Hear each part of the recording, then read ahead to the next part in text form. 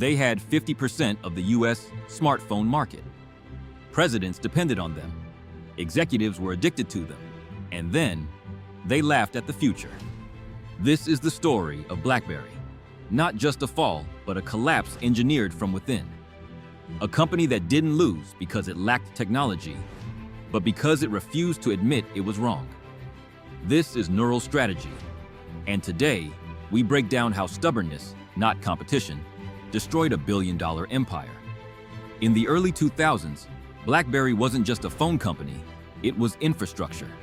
Its devices ran on secure, encrypted networks so reliable that governments and corporations trusted them with their most sensitive data.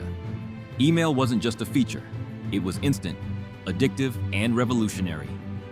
Users called it CrackBerry for a reason. By 2009, BlackBerry controlled nearly 50% of the US smartphone market. Globally, it had tens of millions of loyal users. Its strengths were clear: physical keyboards that enabled rapid typing, unmatched battery efficiency, industry-leading security, and a closed ecosystem optimized for productivity. BlackBerry wasn't chasing trends, it defined them, and that success became the beginning of its blindness. January 2007. A stage, a screen, a device that would redefine everything. Apple unveils the iPhone, a full touchscreen, no keyboard, a glass slab. Inside BlackBerry, the reaction was immediate and dismissive. Executives reportedly called it a toy, a fragile consumer gadget, not suitable for business users. Their reasoning?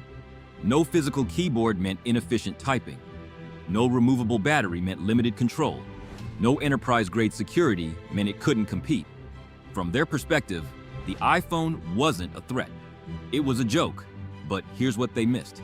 The iPhone wasn't competing on BlackBerry's terms. It was rewriting the rules entirely.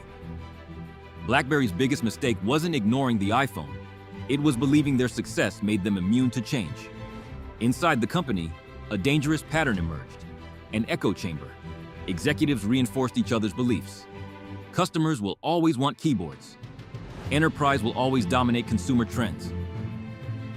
Security matters more than experience, and most critically, we are right. This wasn't strategy. This was stubbornness institutionalized. While Apple and later Android redefined smartphones as entertainment, apps, and touch-first experiences, BlackBerry doubled down on email, keyboards, and incremental upgrades. They didn't adapt. They defended. Eventually, reality became impossible to ignore. Touchscreens were winning.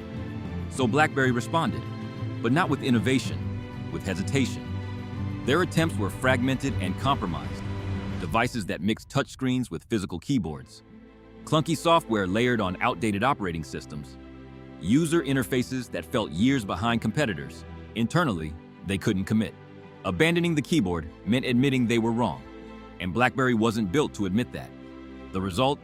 Products that satisfied no one, not loyalists, not new users, not developers. By the time they tried to modernize, the market had already moved on. The numbers tell the story brutally. 2009, approximately 50% US smartphone market share. 2012, under 10% 2016, effectively 0%.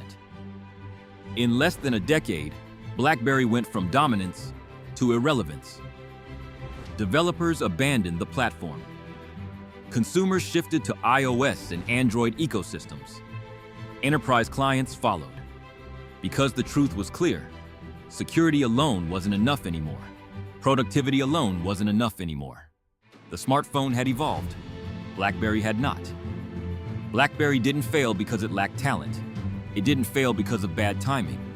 It didn't even fail because of Apple. It failed because it refused to question itself. Stubbornness became culture. Culture became strategy. And strategy became collapse. They weren't disrupted. They self-destructed. In business, being early is powerful. Being dominant is dangerous. But believing you can't be wrong, that's fatal. BlackBerry's story isn't just history.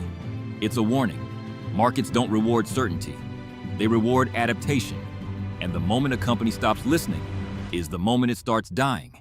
This is Neural Strategy, where we don't just tell stories, we decode failures. We analyze failure at its core. Subscribe if you want to understand how giants really fall.